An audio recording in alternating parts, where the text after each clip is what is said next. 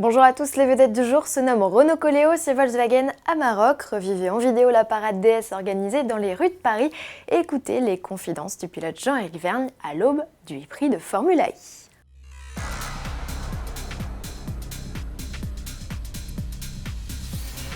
J-4 avant l'ouverture des portes du salon de Pékin, chez Renault, on lance déjà les hostilités. Voici la première image officielle du nouveau Koleos. Exit le SUV compact, voici le premier grand SUV du losange.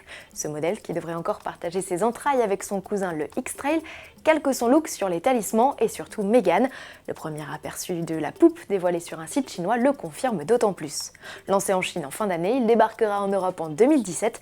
Avis aux amateurs, le nouveau Koleos, on en reparle plus en détail dès le lundi 25 avril.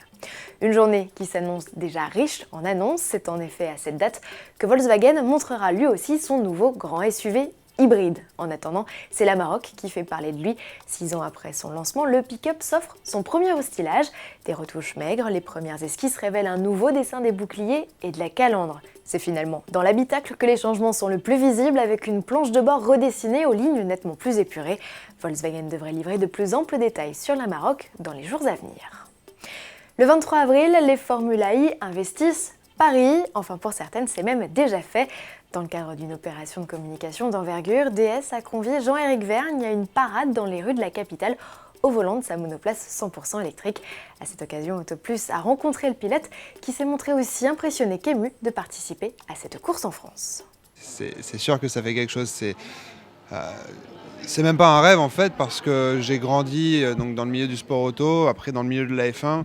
Dans le milieu de la F1, on sait très bien que voilà, le Grand Prix de F1 en France ne reviendrait jamais, du moins pas dans les 5-10 prochaines années. Donc pour moi, c'était quelque chose d'inatteignable.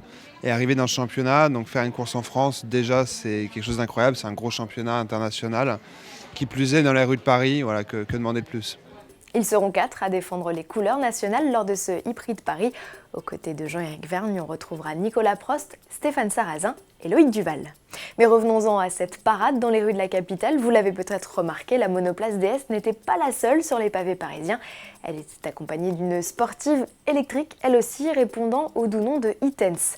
Ce concept présenté en mars dernier lors du Salon de Genève est un véritable laboratoire développé en étroite collaboration avec les équipes de DS Automobile et celles de DS Performance, comme nous le rappelle Xavier Mestelan, le directeur de l'entité dédiée au sport et à la compétition. C'est pour nous très important de pouvoir se servir du sport automobile comme accélérateur de développement de technologies électriques pour les véhicules DS Automobile série.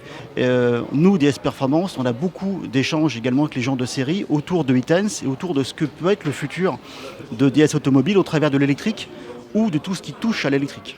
Donc c'est vraiment quelque chose d'important pour DS Performance et DS Automobile en général.